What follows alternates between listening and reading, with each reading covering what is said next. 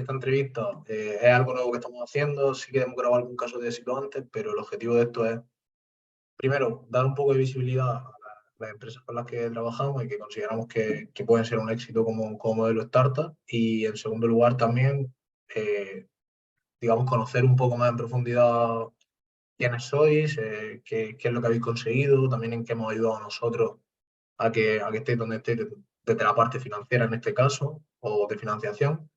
Y también conocer un poco más, en este caso, al CEO, que eres tú, uno de los dos founders. Así que, bueno, van a ser preguntas muy sencillitas, ya lo verás. No hay ningún tipo de guión establecido o comunicación formal o informal.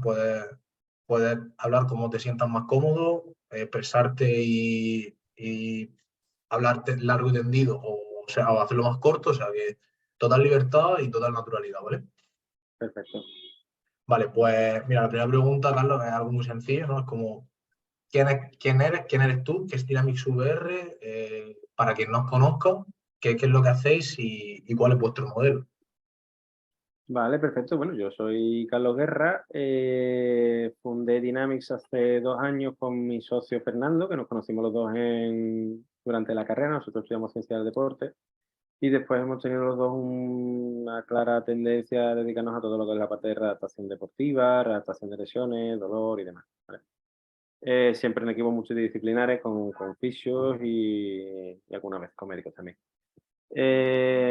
Entonces, bueno, pues la empresa nació de la idea de que durante la pandemia, pues tuve mucho tiempo libre y entonces pues intentamos entender cómo podríamos seguir rehabilitando a nuestros pacientes, o seguir trabajando con ellos de una forma pues en la que la experiencia del paciente fuera mejor, incluso a lo mejor que el paciente pudiera tener formatos para rehabilitarse solo. Em, Solo o bajo la prescripción de un profesional, ¿vale? Porque, bueno, tanto Fernando como yo pues hacemos sesiones online y tal, y bueno, la experiencia a través de la cámara pues es bastante limitada, ¿no? Entiendo. Descubrimos, cuando salimos del tema de la pandemia, descubrimos la realidad virtual y la verdad que nos sorprendió por la experiencia que podría ofrecer y vimos también la evidencia científica que tenía ya mucho volumen de literatura y las ventajas que podría ofrecer esa aplicación de esa tecnología en ámbito de rehabilitación. Y bueno, pues empezamos, yo creo que como empiezan un poco todas las startups, ¿no? Con un MVP, intentamos ir validando ese MVP, después empezamos con una aceleración con Berriap, después otra con lanzadera, fuimos obteniendo un poco de financiación tanto dilutiva como no dilutiva. Hasta que, bueno, ya a finales del año pasado levantamos una primera ronda un poquito más grande, de 250.000 euros. Después obtuvimos también una ENISA, gracias a Lean Finance. Y también nos concedieron un reto de colaboración, que es una financiación público-privada, que lo que hace es fomentar pues, todo tema de desarrollo tecnológico y investigación, en nuestro caso en el ámbito de la salud, y lo hicimos con 2 universidades y 2 hospitales. Vale, hablaremos un poco después de la ronda. Si quieres comentar algo más acerca de los inicios, pero la siguiente pregunta iba a ir muy por el estilo de cómo empezó la idea y demás. O sea, que si quieres comentar algo más antes de que te la haga, pues ¿Cómo empezó la idea? Pues, pues realmente nosotros teníamos otra idea, que era llevar cursos de formación en el formato en el que se hacía aquí en España a Italia. Pero bueno, vimos un poco, le dimos una vuelta cuando conocimos el tema de la realidad virtual, vimos cómo lo podíamos aplicar, vimos que también ya había muchas aplicaciones de teléfono que te ayudaban a rehabilitarte y tal. Entonces, pues optamos un poco por el aplicar a nuestro ámbito específicamente, es decir, a la rehabilitación de lesiones, una tecnología que era innovadora y que además suponía muchos beneficios a nivel terapéutico y a nivel de experiencia del paciente. vale. Y al principio, bueno, me has comentado que los founders erais tú y Fernando. Ujú. Una de las cosas que se ve bastante en muchas, que nos encontramos nosotros en muchas startups, es que al principio es una idea, entonces los emprendedores no pueden dedicarse full time a ello. No sé Ujú. si fue vuestro caso, si teníais un trabajo anterior y fuisteis poco a poco haciendo el trasvase del trabajo a Dynamics, o fue Tuvimos, directamente. fuimos haciéndolo progresivamente, bueno, durante todo el desarrollo teórico de la idea, que después obviamente todo eso va cambiando mucho. En nuestro caso no ha cambiado demasiado, pero bueno, sí que en otras startups cambia mucho. Pero bueno, durante el desarrollo teórico, realmente Fernando tenía su trabajo y yo tenía el mío y seguíamos hacia adelante. Cuando abrimos la empresa ya sí que nos dedicamos casi full time los dos directamente a la empresa. Yo tengo otra empresa en Italia, entonces bueno, me permitió también un poco financiar esa parte en la que eh, pues no estuve trabajando específicamente en algo que me supusiera una entrada económica. Entonces, bueno, pues casi que Fernando y yo nos dedicamos casi al 100% al proyecto desde el principio. Sí. De hecho, las Vale. primeras cosas que hicimos pues, fue viajar mucho para enseñar el MVP e intentar ir comercializando el producto como buenamente podía. Pues al final, cuando empezasteis, erais vosotros dos nada más y ¿en qué momento decidiste que había que meter un tercer integrante? ¿En qué rama lo introdujisteis? No sé si lo tenéis claro o simplemente surgió la necesidad Pues según ibais viendo. también relativamente pronto integramos a dos personas. Relativamente pronto, bueno, te hablo ya después de 4 o 5 meses que nos echaron una mano pues con toda la parte de creación la externalizamos, ¿vale? Sí que es verdad, bueno, nosotros empezamos autofinanciando, ¿no? Que eso también es importante, he tenido oportunidad de conocer mucha gente que hace startup y muchos de ellos pues a lo mejor no tienen capital para autofinanciarse. Nosotros un poco de autofinanciación sí que tuvimos por lo menos para el desarrollo del MVP y de los primeros pasos. Y bueno, a los pocos meses pues empezamos a incorporar algunos perfiles, sobre todo part-time, que nos echaran una mano con toda la parte de marketing y, bueno, desarrollo de producto a nivel teórico y demás. Vale. Cambiando un poco de tercio, yendo un poco más a lo que es Dynamics como tal, bueno, yo lo que he podido saber y hasta dónde llegamos, porque yo soy de marketing, entonces en temas de fisioterapia, salud y demás, tengo poca idea, ¿vale? Pero estoy investigando y lo que he podido ver es que, bueno, aparte de que utilicéis la realidad virtual para ayudar a la rehabilitación, ¿vale? Tengo entendido que os dirigís sobre todo a clínicas de fisioterapia. No sé si es vuestro único público objetivo, si trabajáis con fisios que sean individuales o autónomos, si os centráis solamente en España, abierto a Latinoamérica, resto de Europa. Un poco sobre quién es el público objetivo, quién es el target realmente de Nuestro Dynamics. target principal a día de hoy son las clínicas de fisioterapia, ¿vale? Clínicas de fisioterapia, un amplio rango de clínicas de fisioterapia, de fisioterapeutas que tienen que están solos y ellos solos en su clínica, hasta clínicas que tienen más de 30 fisioterapeutas, ¿vale? Ese es nuestro target principal a día de hoy. Sí que es verdad que estamos empezando ya a vender pues tanto a mutuas laborales, a hospitales y bueno, estamos intentando tener algún que otro proyecto con corporates más grandes. Vendemos en España y vendemos en toda Latinoamérica también. Especialmente Chile, México son los países en Latinoamérica que más vendemos. Y en Europa hemos vendido algo, lo que pasa que sí que es verdad que no tenemos una internacionalización específica a día de hoy todavía en Europa, aunque sí que hemos vendido en Italia, en Portugal, en Francia. ¿Y empezasteis solamente os centrasteis en territorio nacional o a la vez que empezasteis a vender en España también intentabais vender en Latinoamérica? Pues realmente desde muy prontito vendimos tanto en España como en Latinoamérica, porque nosotros empezamos con una estrategia de go-to-market a través de la colaboración con influencers del sector de la fisioterapia. Gracias a mi socio, que él ha sido formador de patologías de rodilla un poco por toda España, pues tenía contacto con esa gente que podían ser influencers de nuestro sector. Y entonces, pues eso nos hizo que desde un principio pues tuviéramos ya un gran volumen de lead inbound, tanto en España como en Latinoamérica. Entonces, como Vale. nuestro producto al final, pues sobre todo al principio, ahora ya tenemos un modelo diferente en el que incluimos todo dentro de la suscripción y demás. Pero en un principio, pues los centros se compraban el dispositivo y nosotros les dábamos acceso a las aplicaciones terapéuticas que tenían. Vale. Y ahora, por ejemplo, me has dicho que estáis intentando expandir un poco también a otro tipo de clientes, digamos, mutuas, hospitales y demás. Es muy diferente la metodología tanto de venta como de negociación del producto que ofrecéis o el servicio que ofrecéis, o es algo muy similar? Bueno, a ver, ten en cuenta que todo lo que a nosotros nos llega es a día de hoy todavía afortunadamente inbound. Por lo que el formato, sobre todo, de cómo llegar al cliente no es muy diferente. Obviamente el formato de venta y de negociación y demás sí que difiere, teniendo en cuenta que al final, por ejemplo, una mutua pues tienes que activar una licitación pública para hacer la venta del producto y demás. Entonces, esa parte sí que es bastante diferente. Pero lo que es el contactar con el cliente realmente es que no tenemos nada de outbound, nos contactan ellos a nosotros. O sea, vuestro método de captación de clientes, que era justo además la siguiente pregunta, parece que tuviese pasado el guión, pero la verdad es que lo estaba adivinando completamente.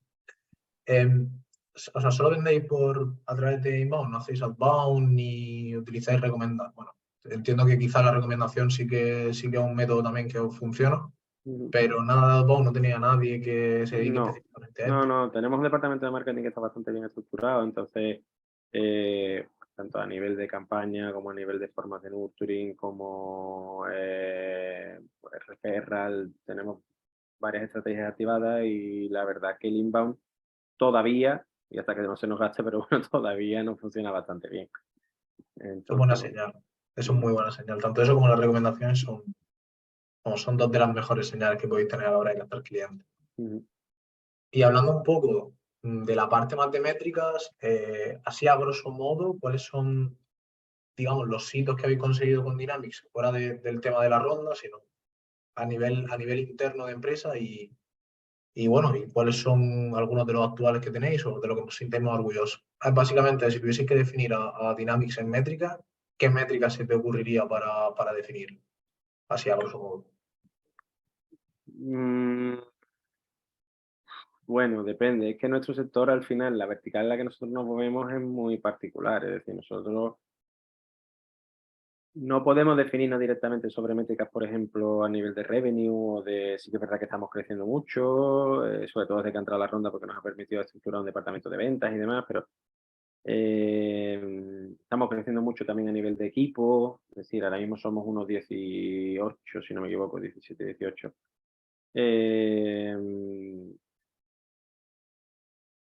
Entonces, bueno, a nivel de métrica, pues tenemos un crecimiento intermensual del 30%, más o menos, o sea, estamos creciendo bastante. ¿Vale? Realmente me habían chivado que no te preguntaran mucho por métricas, que es bueno, que era bastante difícil que supierais métricas como tal. Así que por esa parte bien, pensaba que me iba a decir, no tengo ni idea de qué decirte en esto. Pero no, muy bien. No, a ver, sí, sí, hombre, la métrica está controlada, tiene que estar controlada más que nada porque reporten a los inversores es importante. Entonces, Sí, pero de memoria, yo me refería de memoria, así de decir, va, pues tenemos tantas facturaciones, tenemos crecido no sé cuánto. Eso yo entiendo que es bastante difícil, ¿no? Mantenerlo, digamos, sí, tal. vamos creciendo a nivel de facturación mensualmente, pues lo que te comentaba, en torno a un 30%. Son 30% mensualmente. Mm. Pues está muy, muy bien, la verdad. Es un hito bastante importante. Ahí has tirado mucho de humildad. No, a ver, estamos cumpliendo los objetivos, sí que es verdad que vamos también a nivel de gasto, pues un poco por encima de lo previsto.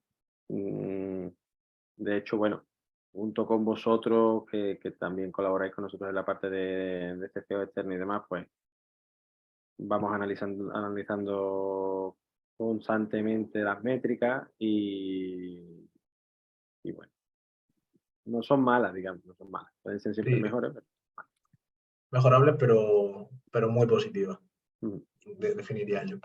Vale, a nivel de objetivos, tanto para esta segunda parte de 2023 como para el año 2024, ¿tenéis algo fijado que sea como el mandamiento que tenéis que seguir o simplemente... bueno, estamos teniendo un desarrollo tecnológico bastante importante también en ese sentido, entonces de pasar a tener pocas aplicaciones terapéuticas ya vamos teniendo un número bastante más considerable. Estamos integrando una plataforma, una web app a través de la cual los terapeutas van a poder evaluar a sus pacientes, van a poder prescribir, digamos, o recomendar el dispositivo para que su paciente se rehabilite en casa y van a poder recibir métricas de lo que el paciente va haciendo.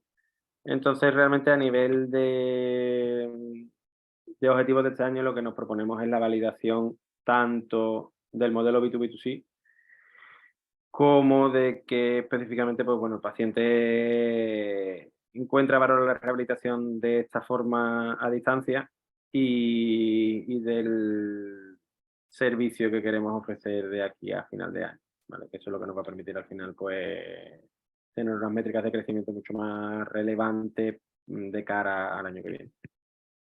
Vale, o sea, es que en línea con esto, ¿tenéis algún punto en el que vosotros creáis que alcanzarlo o abrir a un mercado, un nuevo canal, algo por el estilo, va a significar un punto de inflexión? Es decir, va a hacer que Dynamics crezca de manera exponencial, mucho más rápido de lo que ha hecho hasta ahora. ¿O creéis que va a ser un crecimiento muy continuo, digamos, va a ir aumentando, pero de una manera un poco más controlada? No, ya ahora estamos estableciendo el modelo de validación o sea, la estructura de validación del modelo B2B2C, para que cada una de esas clínicas actúe con sus pacientes como prescriptores de la herramienta.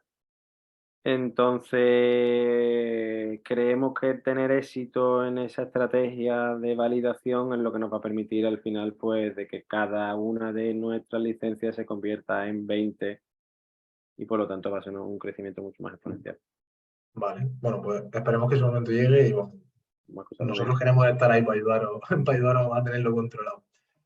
Te voy a hacer una pregunta ahora un poco más, sí, sobre el tema de la ronda que habéis conseguido, el papel que nosotros desde el Infinite hemos jugado, demás, y un poco de tu experiencia, cómo ha sido, ¿vale? Entonces, nosotros desde el Infinite nos ayudamos en la parte de NISA, ¿vale? Para completar una ronda de 250.000 euros. Desde tu punto de vista, ¿cómo viviste el proceso de esa ronda?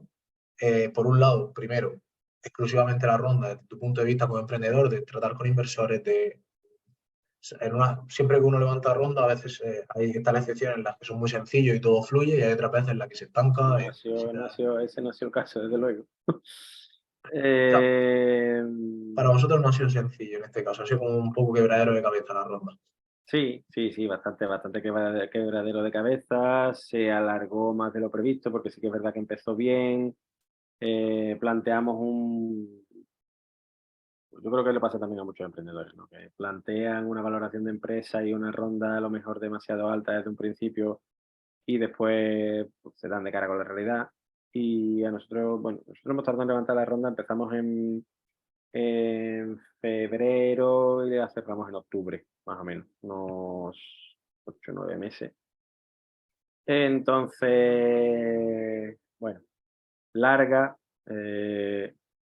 muy desmoralizante al final, porque lo que vas teniendo es mucho contacto con inversores, mucho contacto con fondos, en los que tanto los tiempos como muchas veces incluso no recibes respuestas. Entonces, bueno, ahí tienes que tener una resiliencia importante como para no, pues eso, no desmoralizarte y siguiendo y siguiendo y siguiendo hasta que, bueno,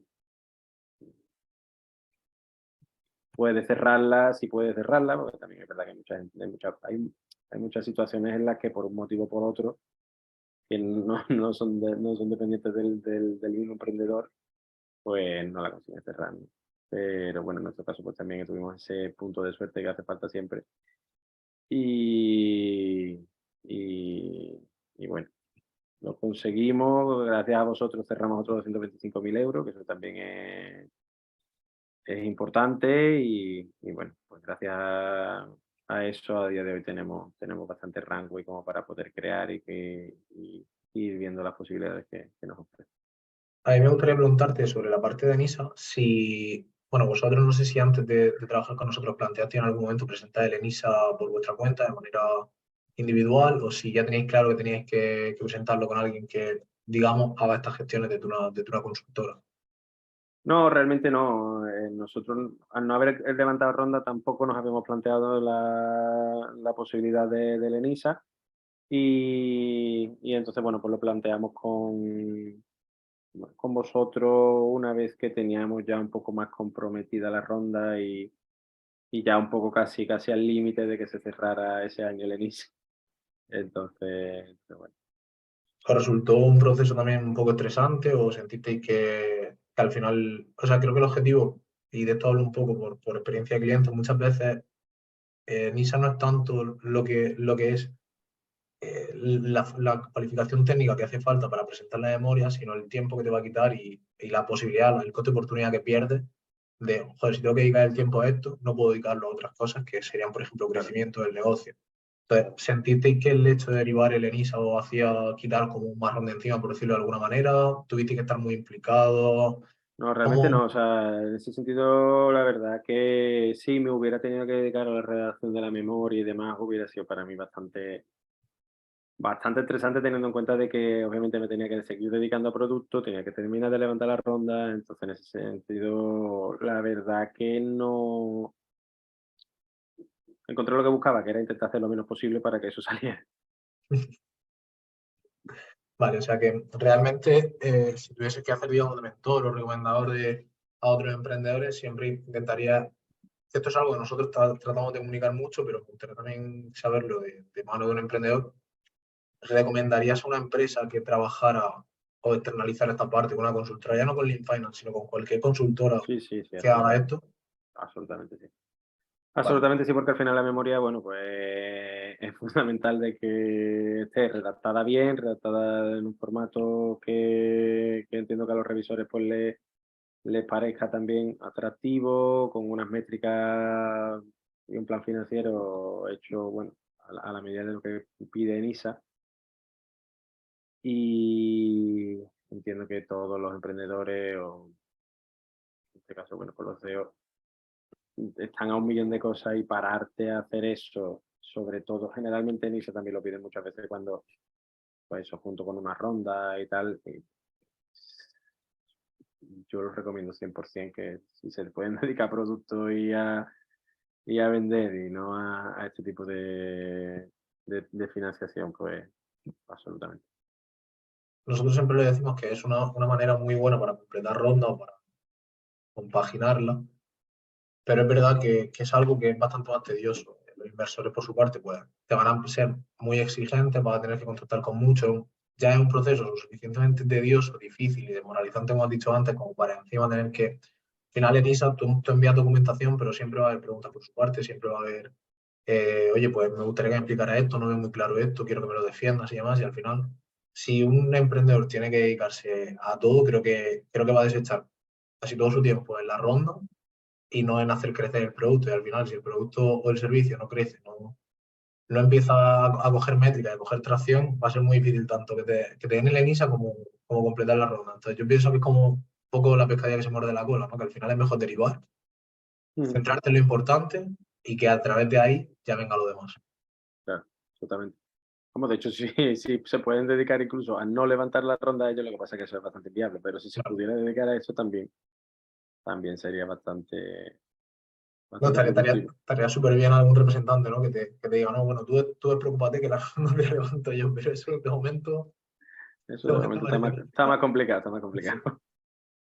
Vale, ahora, bueno, trabajáis con nosotros desde la parte financiera, ¿no? Somos como vuestro CFO externo, el equipo de Lean Finance, entonces me gustaría saber, primero, si había alguien dentro del equipo, antes de entrar a nosotros, que tuviera un control real, o supiera de finanzas, y en segundo lugar, si no lo había, ¿qué diferencia habéis notado desde que hay un equipo que lleva la parte financiera dentro de Dynamics?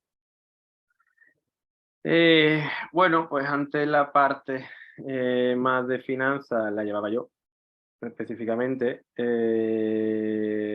que es verdad que obviamente te dedica mucho tiempo. Esto al final el tiempo es un recurso imprescindible y limitado y al final pues todo lo que le dedicas a una cosa no le puedes dedicar a otra. Si te dedicas tiempo al el control financiero y no tienes una empresa que te lo dé ya hecho, pues obviamente te quita tiempo para dedicarle a gestión de equipo, a producto, a crecimiento, a...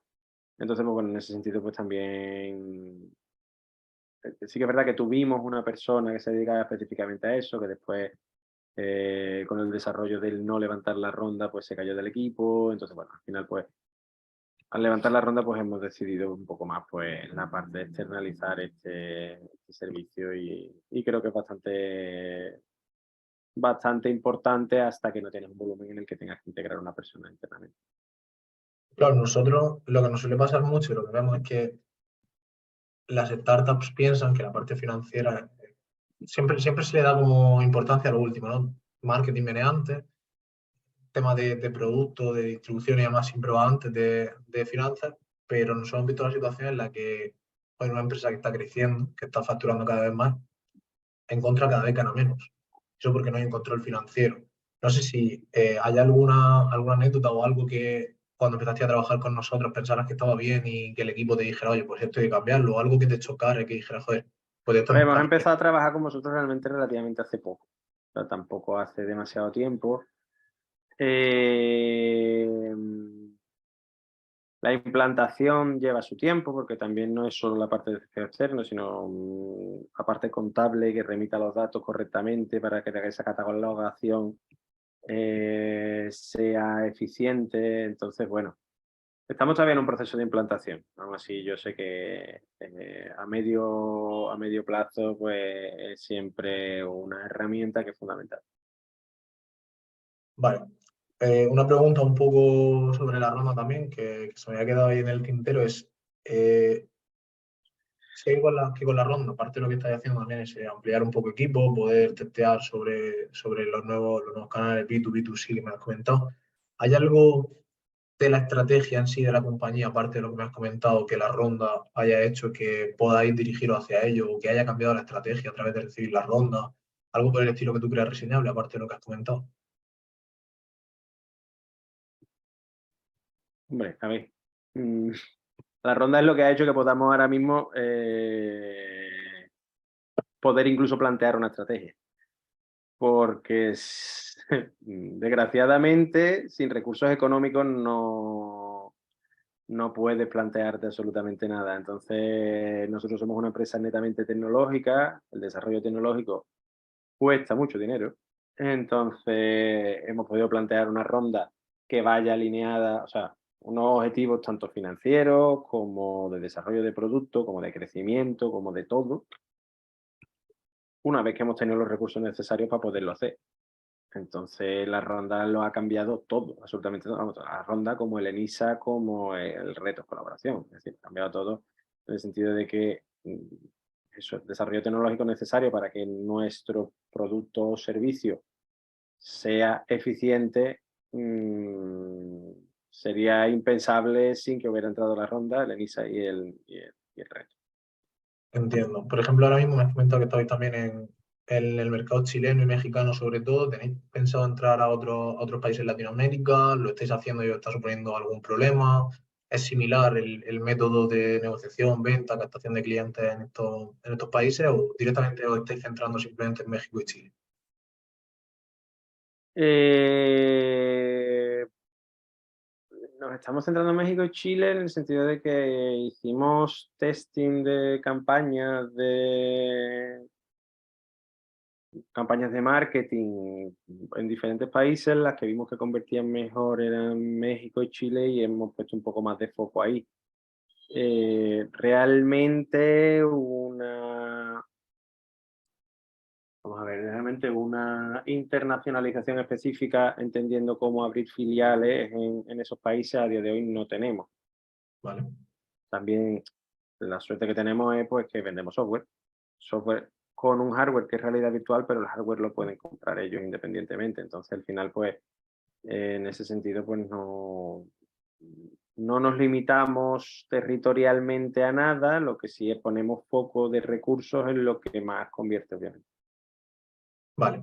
Y ya para terminar la entrevista, vamos a hacer una pregunta un poco más calmada, menos sobre datos y tal, y un poco más sobre equipo y demás. Sé que estáis en el puerto de Santa María, en Cádiz. A nosotros nos pasa algo parecido a lo que os puede pasar a vosotros, ¿no? Que probablemente estando en el puerto de Santa María, donde menos clientes tengáis en el puerto de Santa María. Porque me has Bueno, en Puerto comentado, no tenemos ninguno, absolutamente ninguno. Pues precisamente a nosotros nos pasa no algo tan fuerte, pero también nosotros estamos en Sevilla, pero al trabajar de manera remota y demás, que la mayoría de nuestros clientes son de Madrid y Barcelona. ¿Habéis pensado alguna vez en la posibilidad, no sé si trabajáis en remoto el equipo o vais presencial a una A oficina? ver, la sede está en el puerto de Santa María, aunque realmente nuestra oficina está en Sevilla. Vale, o sea que vosotros estáis en Sevilla, vais de manera presencial, tenéis libertad para elegir o cómo trabajáis de esa manera, de ese modo.